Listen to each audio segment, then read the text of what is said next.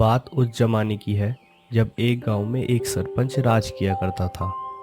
सरपंच बेहद ही समझदार और अक्लमंद था, पर उसने अभी तक शादी नहीं की थी क्योंकि उसे अपनी पसंद की लड़की नहीं मिल रही थी। रामू, तुम्हें जो काम दिया गया था, क्या तुमने उस काम को संपन्न किया? माफ़ कीजिए सरपंच जी, हमने पूरा गांव ढूंढ लिया मगर ऐसी लड़की हमें कहीं नहीं मिली। कोई बात नहीं रामू, मगर तुम अपनी तलाश जारी रखो और हो सके तो आसपास के गांव में भी ढूंढो। क्या पता हमें हमारी पत्नी मिल जाए। ठीक है सरपंच जी, समझ गया। सरपंच चाहता था कि उसकी पत्नी इतनी खूबसूरत हो कि चांद भी देखे तो शर्मा जाए, और वह समझदार इतनी हो कि बड़े बड़े विद्वान भी उसके सामने पानी भरे। उसके नौकर ने अपने कुछ खास दूतों को बोला कि ऐसी लड़की कहीं पर भी मिले तो तुरंत खबर लेकर आओ। मगर कई सालों की तलाश के बाद भी कोई ऐसी लड़की ना मिली, क्योंकि जो लड़कियां अक्लमंद और समझदार थी वह खूबसूरत नहीं थी, और जो खूबसूरत थी उनमें अकल की कमी थी। सरपंच को समझ नहीं आ रहा था कि वह करे तो करे क्या। उसे दिन रात यही चिंता रहती थी कि उसके बाद उस गांव की देखभाल कौन करेगा। सरपंच जी, अगर बुरा ना माने तो मैं आपसे एक बात कहना चाहता हूँ। हाँ बोलो रामू, तुम क्या कहना चाहते हो? सरपंच जी, अगर मेरी बात मानो तो आप एक गरीब आदमी का भेष बनाकर एक गांव से दूसरे गांव घूमो। फिर हो सकता है कि कोई लड़की आपको पसंद आ जाए। सरपंच को रामू की सलाह बहुत ही पसंद आई। उसने एक गरीब आदमी का भेष बनाया और घर से निकल गया। अभी वह गांव के बाहर ही निकला था, तभी उसे एक किसान मिला जो कि अपने गांव जा रहा था। भाई, अगर तुम मेरे साथ चलना पसंद करोगे तो मैं भी तुम्हें सवारी पर बिठा लूंगा। अरे भाई, तुम तो खुद ही पैदल चल रहे हो, तुम मुझे सवारी में क्या बिठाओगे? सरपंच ने उस बात का कोई जवाब नहीं दिया और दोनों साथ साथ चलने लगे। वो दोनों थोड़ी ही दूर पहुंचे कि वो एक खेत के पास से गुजरे जिसमें मक्के की फसल लगी थी। कितनी शानदार फसल है, बहुत अच्छी फसल है, लेकिन पता नहीं यह फसल कटी हुई है या बिना कटी। क्यों भाई, तुम्हें नजर नहीं आता कि यह फसल कटी हुई है या बिना कटी? मेरे भाई, बहुत सी चीजें ऐसी होती हैं जो होती कुछ और है और दिखाई कुछ और देती हैं। उस बेचारे किसान को यह बात समझ में ही नहीं आई, इसलिए वो चुप ही रहा।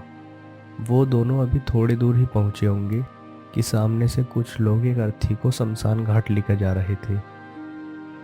यह आदमी जिंदा है या मुर्दा? अरे भाई, तुम अंधे हो क्या? अगर यह जिंदा होता तो लोग इसे शमशान घाट क्यों लेकर जाते?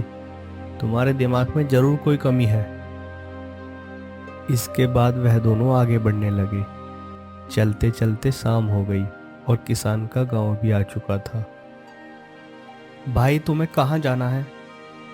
मेरी मंजिल तो अभी बहुत दूर है, परंतु अब सोच रहा हूँ कि सुबह को ही जाऊँ, क्योंकि मैं बहुत थक गया हूँ और भूख भी लग रही है। तुम्हारे गांव में कोई रुकने की जगह तो होगी ही। बेचारा इतनी रात को कहाँ जाएगा, कहाँ धक्के खाता फिरेगा। पता नहीं इसके पास पैसे हैं भी या नहीं। क्यों ना इसे अपने घर ही ले चलूं, एक रात की ही तो बात है, सुबह तो ये चला ही जाएगा। अरे भाई, ये छोटा सा गांव है, यहाँ कोई रुकने की जगह कहाँ पर होगी। तुम मेरे साथ मेरे घर पर चलो, खान पान करके तुम वहीं पर सो जाना। अरे भाई, तुम्हारा बहुत बहुत धन्यवाद, तुम हमेशा खुश रहो। तुम्हारे घर में कितने लोग हैं? हम 3 लोग रहते हैं, मेरी पत्नी, मेरी बेटी और मैं। अच्छा भाई, क्या तुम्हारी बेटी की शादी हो गई? अभी नहीं भाई, लेकिन सोच रहा हूँ कि इस बार फसल बेचकर सबसे पहले उसकी शादी कर दूं।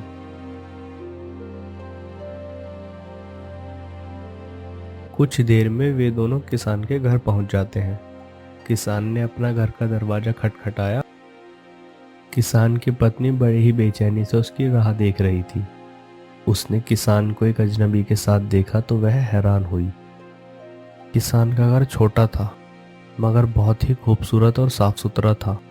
ऐसा लगता था कि किसान ने अपनी उम्र भर की कमाई अपने मकान पर ही लगा दी हो। तभी दूसरे कमरे से एक लड़की बाहर निकली। ऐसा मालूम हुआ कि चांदनी खुद जमीन पर उतर आई है। कितना खूबसूरत मकान है, मगर एक ईंट की कमी है। किसान यह सुनकर हैरान हो गया। उसने इतनी मेहनत से मकान बनाया था, जबकि सरपंच कहता है इसमें एक ईंट की कमी है। अच्छा भाई, आप इन बातों को छोड़ो, जल्दी से मुंह हाथ धो लो, फिर हम दोनों खाना खाते हैं।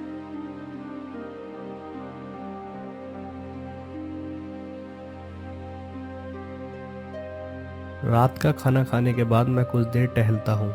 यह सेहत के लिए बहुत ही अच्छा है। मैं कुछ ही देर में वापस आ जाऊंगा, तुम दरवाजा बंद कर लो।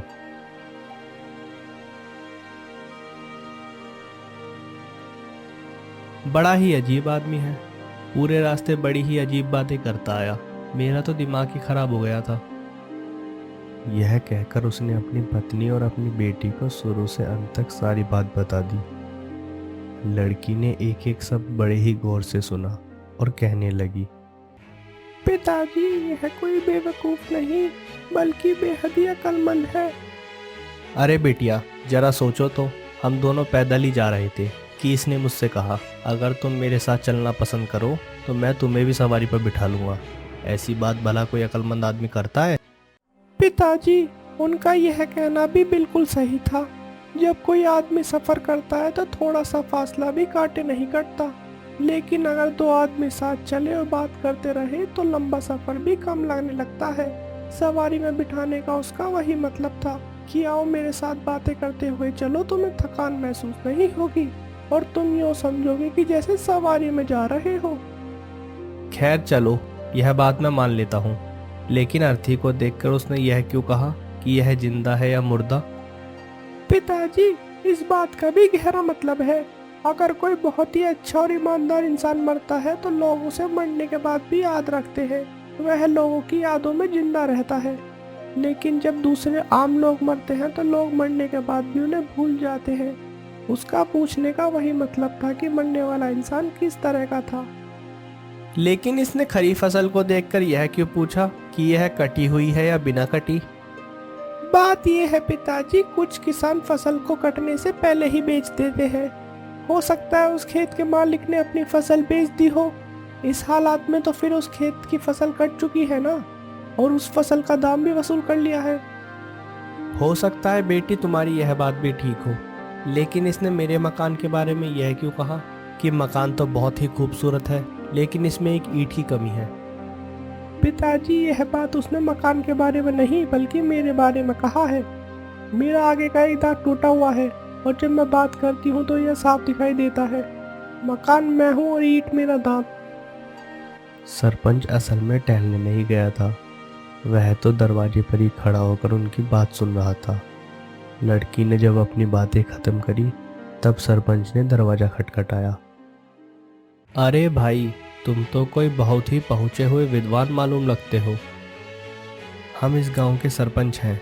भगवान का शुक्र है कि जिस तरह की पत्नी हमें चाहिए थी वह आज हमें मिल गई। यह कहकर सरपंच ने अपनी कमर में बंधी हुई एक थैली खोली, उसमें से सोने की मोहरें निकाली और वह किसान को देते हुए कहने लगा, इन मोहरों से अपनी लड़की के लिए कपड़े और गहने बनवाओ। ठीक 1 हफ्ते बाद हम बारात लेकर आएंगे। फिलहाल हम घर वापस जा रहे हैं। किसान और उसकी पत्नी हैरानी से एक दूसरे का मुंह देख रहे थे। उन्हें समझ नहीं आ रहा था कि यह हकीकत है या सपना। किसान विवाह के लिए राजी हो जाता है और सरपंच को भी अपनी मनपसंद की लड़की मिल जाती है।